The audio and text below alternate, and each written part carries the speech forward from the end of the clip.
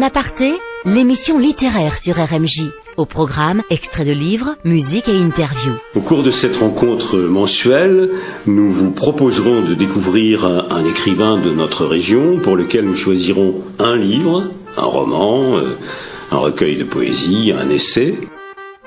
Et pour cette première séance, nous avons choisi un roman, Ma sœur Anne, et une auteure, Odile Robera. En aparté, le livre du mois avec Claude Perronnet. Ce petit roman, je veux dire petit par sa taille, par sa longueur, il fait 148 pages, a été terminé en septembre 2012. Comme dans la tragédie, on y trouve une extraordinaire unité de lieu. Et ce lieu quasi unique, même s'il n'est pas nommé, c'est Saint-Bonnet-de-Bellac. On s'en échappe pour aller à Bellac, pour aller à Poitiers, mais lorsque la narratrice part en automobile décapotable dans le Bordelais avec son fiancé, par pudeur, semble-t-il, elle ne nous dit pratiquement rien du voyage. Et lorsqu'elle parle de son amie, qui s'appelle Colette, qu'on appellera Coco, qu'on appellera encore Anne, Odile Robera nous parle d'abord de Saint-Bonnet-de-Bellac. Dans notre village, nous dit-elle, nous habitions à quelques pas l'une de l'autre. Mais nous étions séparés par une route très passante qu'il m'était interdit de traverser sans être accompagné, ce qui ne favorisait pas notre rapprochement en dehors des périodes scolaires. Les grands-parents de l'héroïne, mais on verra plus tard qui est la véritable héroïne. Les grands-parents de l'héroïne habitent au centre du village. On pénétrait dans une petite cour privée après avoir contourné un pâté de maisons. La petite habitation basse, au volet de bois, était protégée par deux larges résineux qui se rejoignaient à leur tête pour former un arc de verdure. Cela m'amusait de passer sous ce pont pour entrer chez les grands-parents de Colette afin d'y fêter son anniversaire. En fait, nous y reviendrons, mais Colette, dite Coco, c'est Anne du titre Ma sœur Anne, mais ce n'est pas la sœur, mais l'amie de la narratrice. Quant au père de l'ami, le père de Colette, la narratrice écrit « Dans la rue principale de notre village, de quelques centaines d'âmes, le père de Colette tenait une boutique. Je revois encore la vitrine ornée de souliers et de sabots, de sacs en cuir, de nombreux objets hétéroclites. Mais c'est plutôt chez les grands-parents de Colette, ratatinés et malingres, que les deux amis se retrouvent. » La narratrice ne nous le dit pas expressément, mais il semble bien qu'elle, la narratrice, va passer l'essentiel de son temps, l'essentiel de sa vie, à Saint-Bonnet-de-Bellac et dans sa région, alors que son amie Colette, Coco, Anne, elle, va voyager. Elle part suivre des études à Poitiers, et puis, nous dit l'auteur, dès la rentrée de 1973, elle fut envoyée pendant une dizaine d'années à Madrid, où elle dispensait ses cours en espagnol, et plus tard, on la retrouvera en train de créer une école en Californie. Pendant ce temps, je me répète, mais la narratrice semble, elle, être clouée à sa basse marche natale. En aparté, le livre du mois avec Claude Perronnet. Il y a bien sûr aussi dans ce roman, comme il y a une unité de lieu, une grande unité de temps, mais elle est à l'échelle d'une vie. Et la narratrice privilégie une période de la vie dont on aime en général assez peu parler, qui est l'adolescence. L'auteur utilise le procédé littéraire de la dissociation temporelle avec beaucoup de doigté. Nous sommes en 2006. La narratrice attend un courrier, un coup de téléphone de son amie Coco, et en parallèle, elle nous raconte la vie d'avant. Nous revenons dans le temps. 28 janvier 2006. Ce matin, il neige. Dehors, il fait très froid. Le nez écrasé sur la vitre, je pourrais compter un à un les flocons légers tellement ils descendent lentement d'un ciel anthracite. Dans un silence qui écoute. Le silence écoute, ou le temps écoute, étaient des expressions de maman. La route est déserte. La neige a recouvert la place du village, les toitures en tuiles rouges de l'école. Cette place, cette école, cette église située un peu plus loin dans le fond du village sont le théâtre de notre enfance et de notre adolescence. Colette, Jaco, Evelyne, Élie, Michel, Guy, Jean-Louis, moi et les autres. Et nous voici repartis dans le passé, mais le procédé qui nous ramène sans cesse du présent au passé est habile, discret et plaisant. Lorsque nous étions encore enfants, sur le chemin de Bruyère, tout le long de la rivière, on cueillait la mirabelle sous le nez des tourterelles. Anton, Yvon, Boris et moi, Rebecca, Paula, Johanna et moi. Le dimanche pour aller danser, on mettait tous nos souliers dans le même panier. Et pour pas les abîmer, on allait au bal à pied. Anton, Yvon, Boris et moi, Rebecca, Paula, Johanna et moi. Après le lieu, après le temps, venons-en à l'action. Et l'action, en fait, pour moi, c'est le récit de l'adolescence. C'est l'amitié, les révélations, le catéchisme, l'école, le collège, les garçons, les premiers flirts, salut les copains et Johnny Hallyday, le transistor, objet diabolique entre les mains d'une gamine. Enfin, c'est pas l'auteur qui doit dire ça, mais ses parents. Le roux-doudou, les premières cigarettes, les premiers émois amoureux, les surprises parties, le rock, le twist, le hula-hop. Le hula-hop, c'était un cerceau de plastique que les filles faisaient tourner autour de leur taille. Les premiers baisers des garçons, les promenades main dans la main, la jalousie, les chagrins d'amour et la solitude. Écoutons l'auteur. Un événement important va se produire alors qu'elle a une douzaine d'années. Colette m'entraîna dans un petit chemin bordé de buissons de mûres. Elle sortit de sa poche une petite boîte. Il nous arrivait d'échanger des roux-doudous, ces petites confiseries en sucre cuit coulées dans une valve de coquillage en sélectionnant leur parfum fruité. Mais cette petite boîte m'intriguait. Elle n'avait rien d'une coquille Saint-Jacques. « Tu en veux une ?» me demanda-t-elle. Ce n'était pas un roux-doudou, c'était un paquet de cigarettes blondes. Je la regardais ahuri, mais on n'a pas le droit de fumer, on est trop petite. Oh, ne t'inquiète pas, j'ai tout ce qu'il faut pour camoufler l'odeur, ta mère n'en saura rien. Elle sortit également de sa poche un briquet, et en 2 temps 3 mouvements, je tirai en tremblant ma première bouffée. Une odeur d'herbe forte, pas très éloignée de l'encens, se répandit. Et à la fin de cette première expérience, toute fière d'elle, Colette sortit un petit flacon de parfum qu'elle vaporisa sur nos habits et du chewing-gum pour nous rafraîchir la laine et dissimuler notre faute. Il y a bien sûr de nombreux passages sur les garçons et les filles, sur les garçons et les flirts, sur la jalousie, sur la déception et la solitude. Dans la rue de Pardeux, tous les garçons et les filles de mon âge savent bien ce que c'est qu'être heureux. Et les yeux dans les yeux, et la main dans la main, ils s'en vont amoureux, sans peur du lendemain. 2 personnages centraux dans ce roman.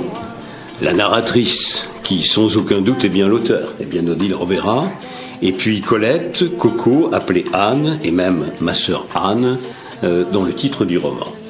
Alors Colette, c'est la copine un peu délurée, élevée par son père, sa mère est décédée, et par ses grands-parents. J'ai dit un peu délurée, on pourrait sûrement dire plus. En tout cas, elle est très en avance sur les choses de la vie, et elle sait collectionner les flirts et les garçons. Colette accumule les bêtises, les sottises, voire les insolences, et puis un jour, son père se remarie, et comme on s'en doute, les choses se passent mal avec la belle-mère. Si mal que Colette va être envoyée pensionnaire dans une école religieuse. Les 2 amis continuent pourtant de se rencontrer, de communiquer par courrier, et puis un jour, la narratrice apprend l'annonce des fiançailles de Colette. Et puis patatras, les fiançailles ne se font pas, et Colette entre dans les ordres et devient bonne sœur, qui l'eût cru? Et pas n'importe quelle sœur, mais vous l'avez compris, ma sœur Anne. La sœur Anne, comme nous l'avons déjà dit, voyage beaucoup, séjournera en Espagne, aux États-Unis, mais la correspondance avec la narratrice se poursuivra régulièrement pendant 40 ans, jusqu'à cette année 2006, où la narratrice ne recevra plus de lettres, et où il sera même impossible de joindre Colette, sœur Anne, au téléphone par exemple, tout simplement parce que celle-ci est en train de mourir. Il y a bien sûr d'autres personnages dans le roman, Yann, que la narratrice évoque simplement, Yann, mon grand frère, qui est prêtre, décédé en 1983, la mère de la narratrice, dont on apprendra aussi le décès, Eric, un fiancé furtif, quelques garçons amoureux de Colette, quelques flirts, le père, la belle-mère de Colette, mais ces personnages-là ne sont souvent qu'évoqués, et de plus ils symbolisent la déception, la meurtrissure, la mort. Un seul personnage est apaisant, c'est Léo, qui apparaît à la fin du roman, mais de façon tellement discrète qu'on ne sait guère qui il est. En fait, pour moi, ce n'est pas Colette ou Coco ou sœur Anne, le personnage principal de ce roman, c'est bien la narratrice. C'est bien Odile Rovera qui nous dit finalement que sa vie n'a pas été aussi folichonne que ça. Mais elle nous le dit avec douceur, avec une incroyable discrétion, en filigrane diaphanesque, pourrait-on dire. Elle ne râle pas, elle ne crie pas, elle ne pleure pas. Alors peut-être parce que ce n'est pas dans sa personnalité ou dans son éducation, mais c'est encore plus fort et plus désespérant. Je crois bien que grâce à ce livre, l'auteur a enfin construit une espèce d'affirmation et de libération, et je pense qu'elle a vaincu la fatale désespérance. C'est un roman bien écrit, il n'y a pas de remplissage, mais au contraire une saine économie de mots et de phrases, un ensemble bien ciselé. On est dans la pudeur. Contrairement à la mode d'aujourd'hui, on est dans la simplicité et dans la pudeur. Mais je me répète, c'est ce qui fait toute la force du roman. L'histoire est triste, mais vous verrez quand vous fermerez le livre, vous serez rasséréné et apaisé.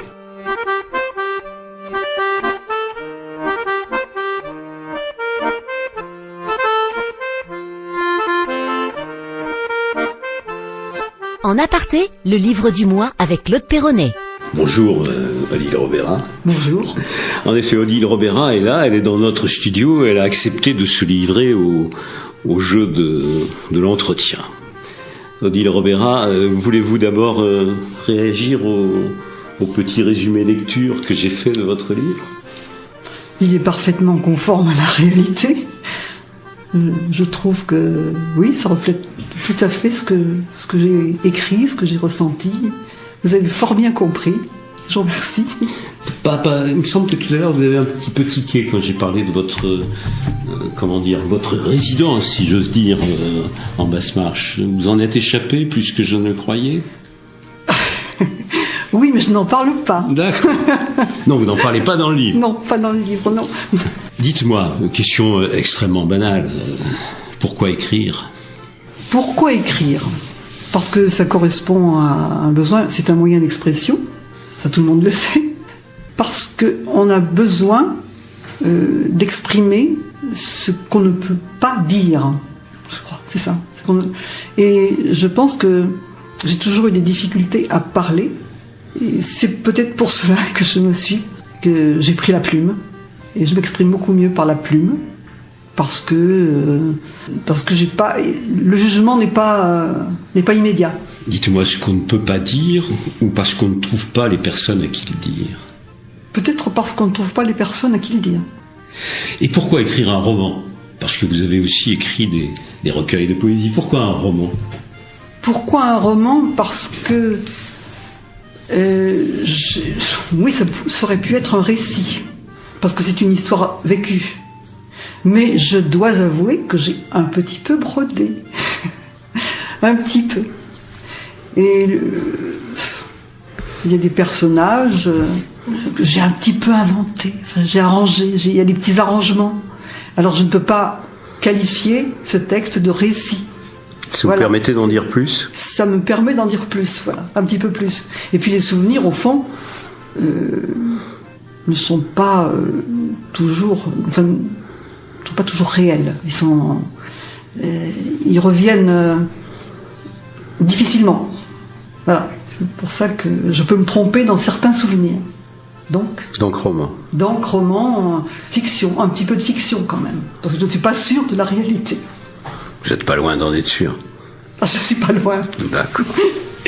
Dites-moi, j'ai dit dans le résumé que vous ne pleuriez pas, vous ne râliez pas, vous ne criez pas dans ce roman, ce qui est vrai, c'est... Alors que dans vos poèmes, c'est un petit peu différent. Hein.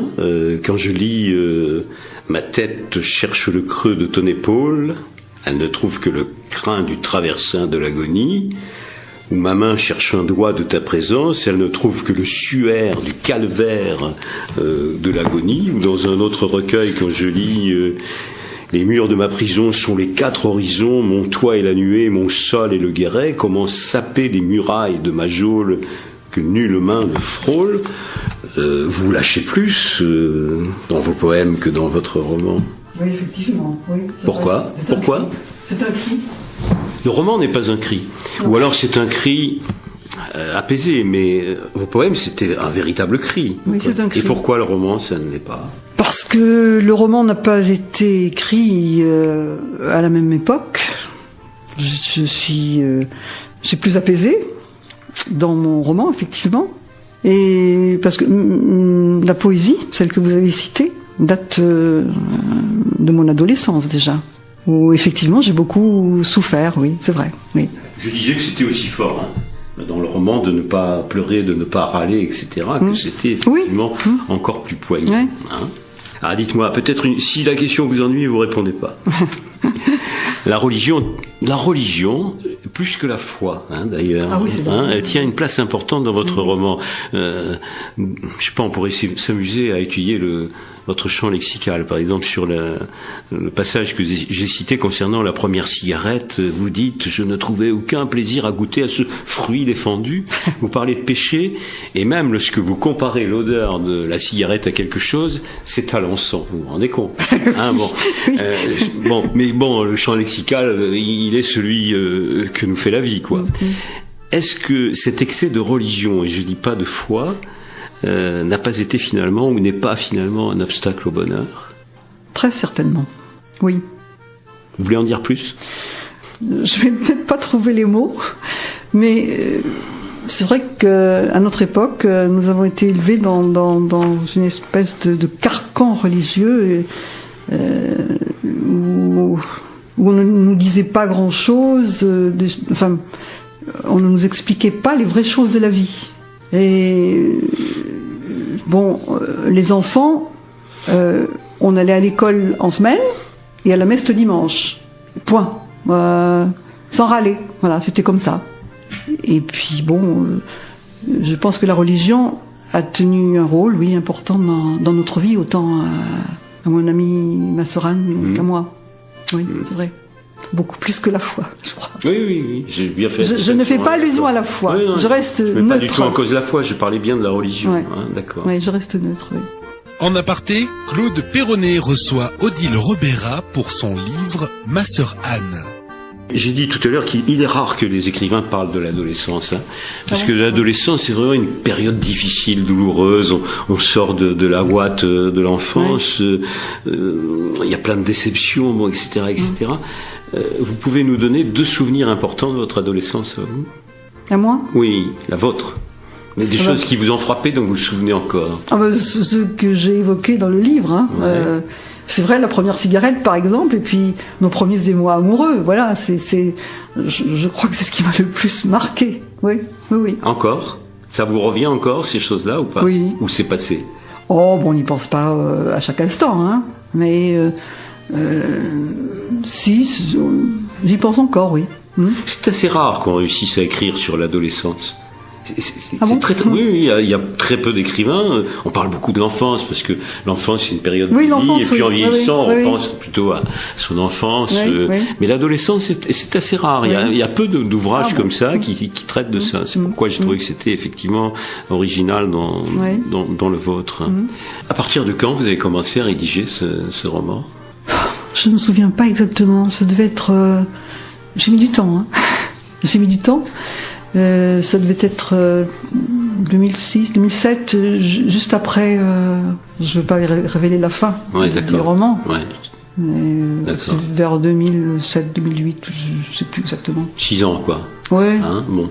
Entre le moment où vous avez décidé d'écrire et commencé à écrire ce roman, et puis celui où vous avez eu le livre, et vous avez rencontré des lecteurs, vous vous êtes mis à nu. Absolument, complètement. oui. Là, vous avez rencontré des interlocuteurs, hein, puisque vous aviez du mal pour en trouver là, vous en avez rencontré. Et qu'est-ce qui a changé en vous entre ce moment de la conception du livre et puis la publication, le point final, oui. Est-ce qu'il y a quelque chose qui a changé en vous? Non, seulement le courage de l'éditer, enfin de le faire éditer. Vous sentiez mieux ou pas? J'avais peur de me dévoiler. Hein, c'est une mise à nu, hein, comme ça. Hein. Et justement, ces petites histoires d'adolescentes, c'était pas évident à exprimer. Et j'avais un petit peu peur des réactions des villageois. J'avais peur qu'ils se reconnaissent. Mais en fait, il n'y a rien de méchant. Hein. Non, il n'y a rien de méchant, mais c'est un milieu un peu fermé, celui de Saint-Bonnet-de-Bellac. Des gens forcément ont reconnu les personnages, les descriptions, etc. Oui. Et ça vous a pas gêné? Un petit peu quand même au début. Mais maintenant je m'y fais. Oui. D'accord. Oui, ça y est, c'est passé.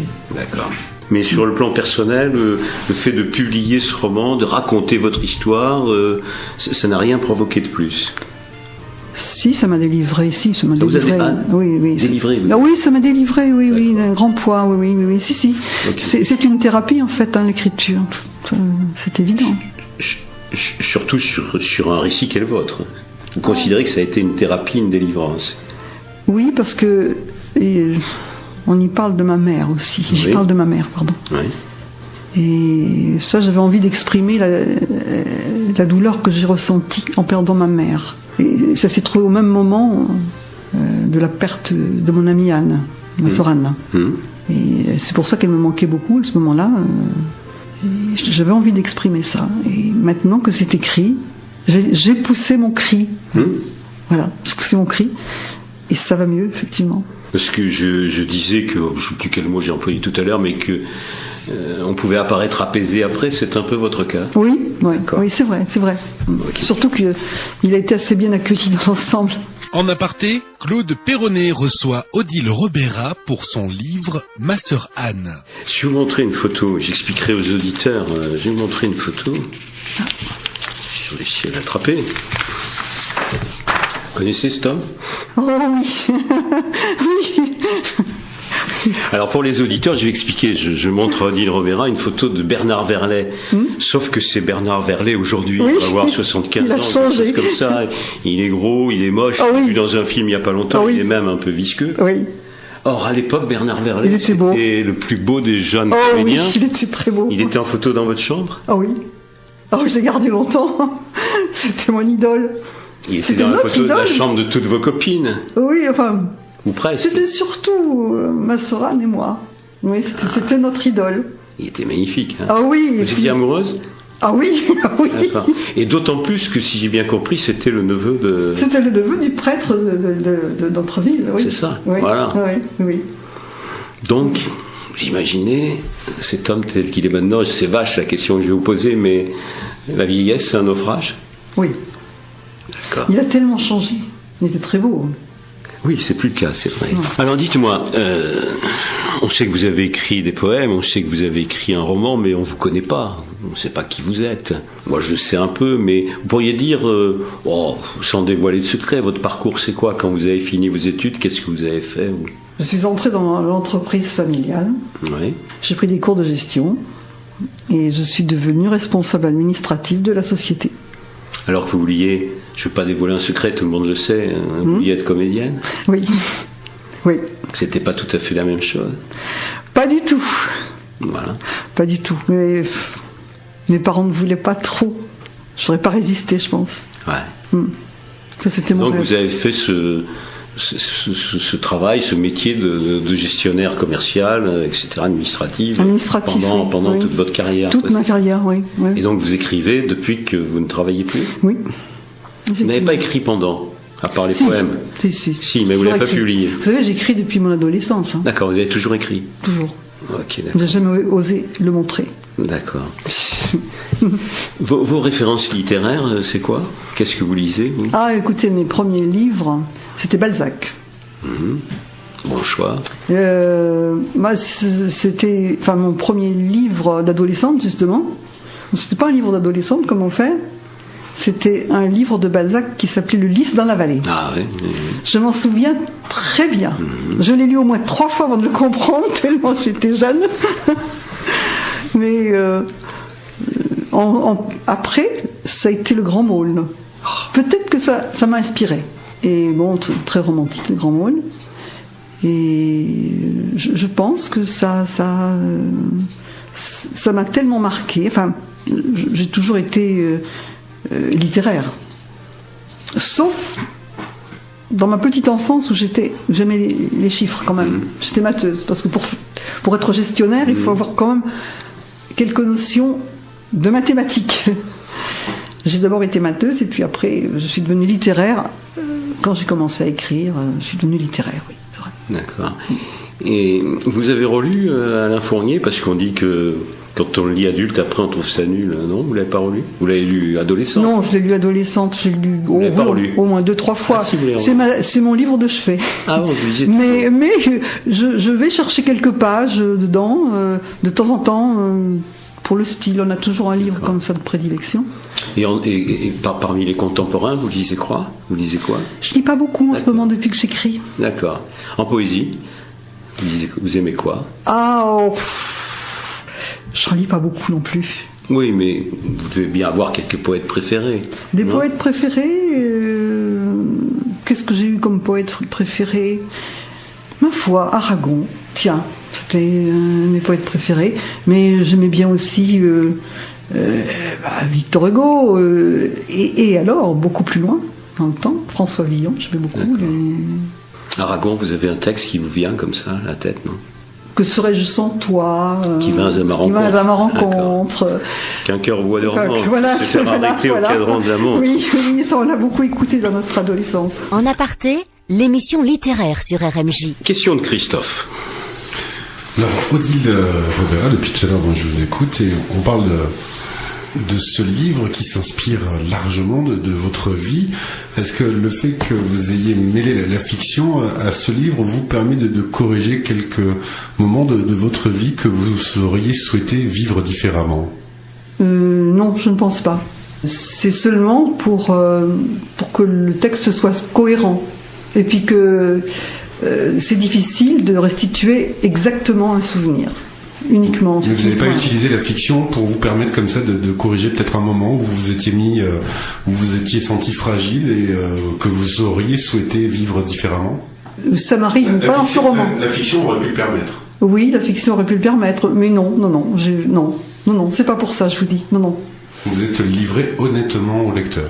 Oui, mais enfin, je vous dis bien quand même qu'il y a des petits passages fictifs. C'est inévitable. Pour terminer, on va écouter un morceau de musique que vous avez choisi. Vous avez choisi la célébrissime musique de nuit de Mozart. Vous allez d'abord nous dire pourquoi vous l'avez choisi. Ah, pourquoi? Parce que dans le livre, on écoutait de la musique yéyé, mais c'était pas du tout mon truc. Moi, j'ai toujours préféré la musique classique, et pour cause. Le premier disque qu'on m'a offert quand j'étais petite, j'avais environ 10 ans. Je crois que c'était pour mes 10 ans, d'ailleurs, pour mon anniversaire. C'est même pas mes parents qui me l'ont offert, je crois que ce sont mes frères, mes grands frères, m'ont offert un tourne-disque. Et le premier disque avec le tourne-disque, c'était la petite musique de nuit de Mozart. Voilà, on est dans le vintage avec le tourne-disque ou le manche-disque. Voilà. Donc on écoutera dans un instant votre choix. Nous allons donc nous quitter en musique. Moi, je voudrais dire grand merci à Odile Robera d'avoir accepté de se livrer au jeu de l'entretien. C'est moi qui vous remercie. Et inviter nos auditeurs à prendre un peu de temps pour lire Ma sœur Anne. Et comme je l'ai dit tout à l'heure, ils seront très apaisés à la fin de cette lecture. Merci beaucoup Odile Robera, et puis à bientôt pour le prochain roman. Oh, merci beaucoup.